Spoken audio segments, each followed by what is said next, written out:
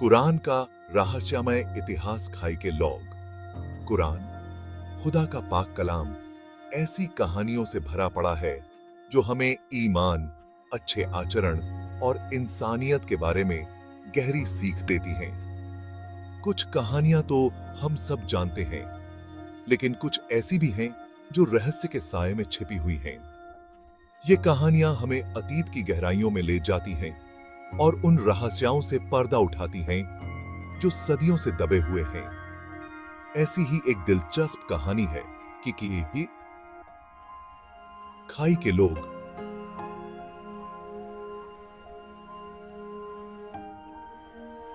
ये कहानी हमें यकीन की ताकत, जुल्म की सच्चाई और खुदा के इंसाफ के बारे में याद दिलाती है। ये कहानी कुरान में सूरह अल बुरूज में मिलती है।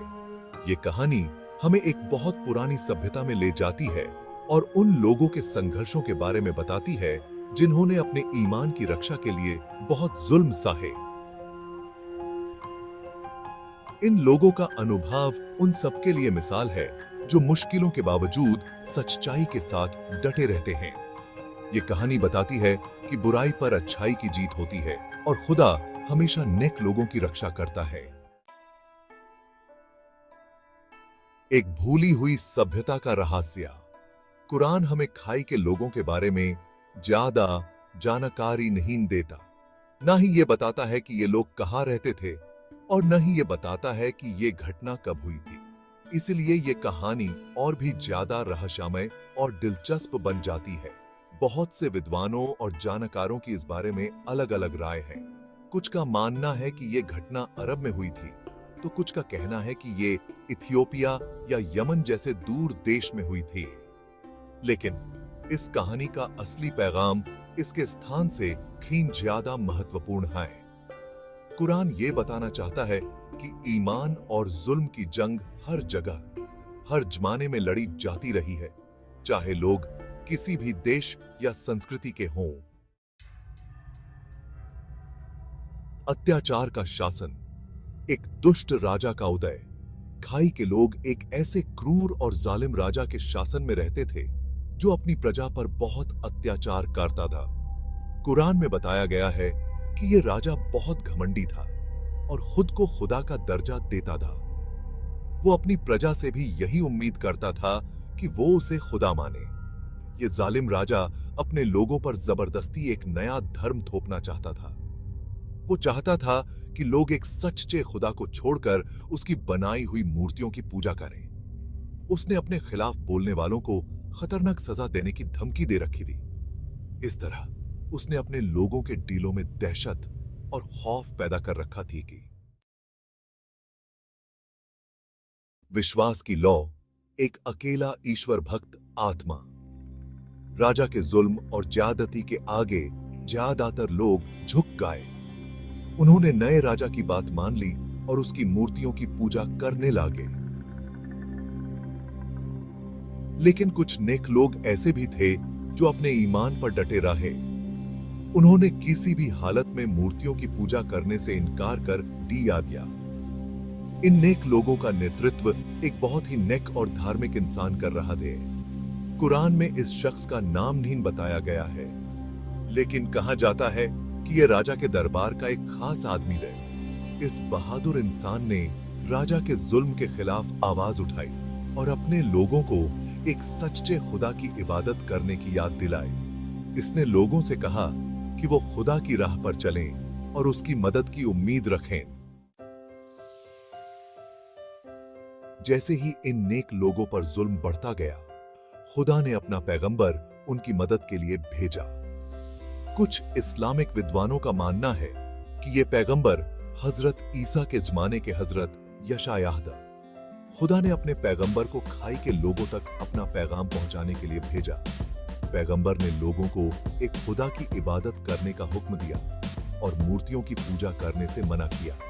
साथ ही पैगंबर ने राजा के जुल्मों की वजह से आने वाले अजाब के बारे में भी बताया।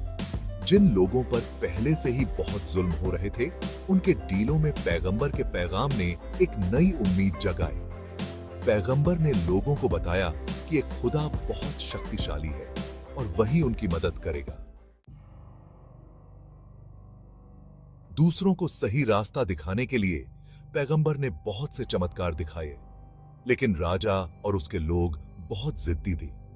उन्होंने पैगंबर के चमत्कारों को जादू या चालाकी समझकर नकार दिया।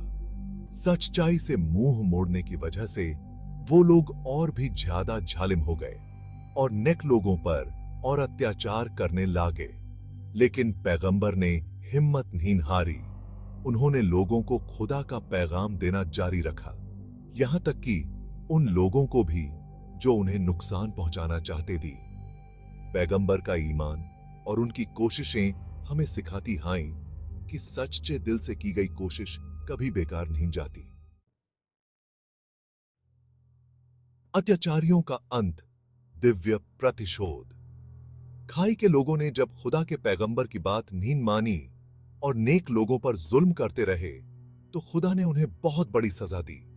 कुरान में बताया गया है कि कैसे एक भयानक आग ने उनके पूरे शहर को जलाकर राख कर दिया बया।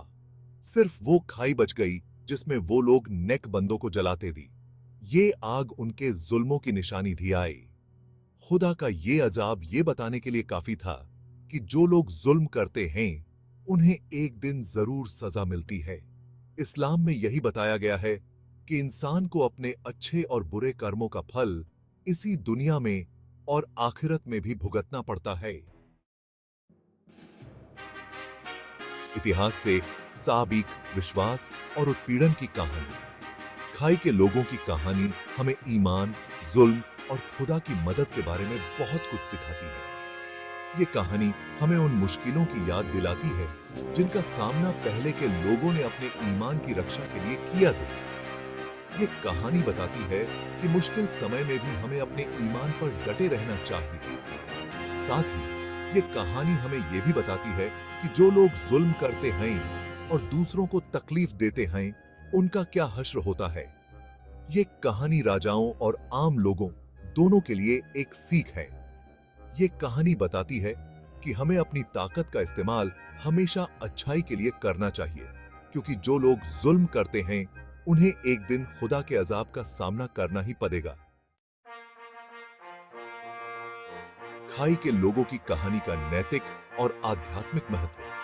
खाई के लोगों की कहानी मुसलमानों के लिए बहुत सीख देती है। सबसे पहले ये कहानी बताती है कि ईमान कितना जरूरी है और मुश्किल समय में भी अपने ईमान पर डटे रहना कितना जरूरी है।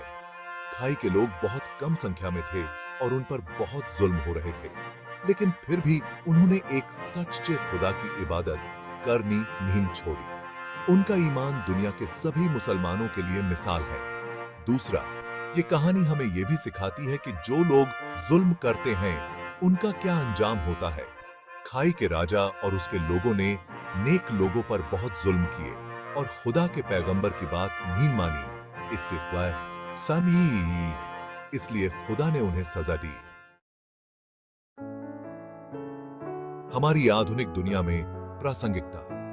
हालांकि यह कहानी बहुत पुरानी है, लेकिन आज भी यह कहानी हमारे लिए बहुत मायने रखती है। आज भी दुनिया में बहुत से लोग अपने ईमान की वजह से सताए जा रहे हैं। जो लोग जुल्म का शिकार हो रहे हैं, उनके लिए ये कहानी एक उम्मीद की किरण है।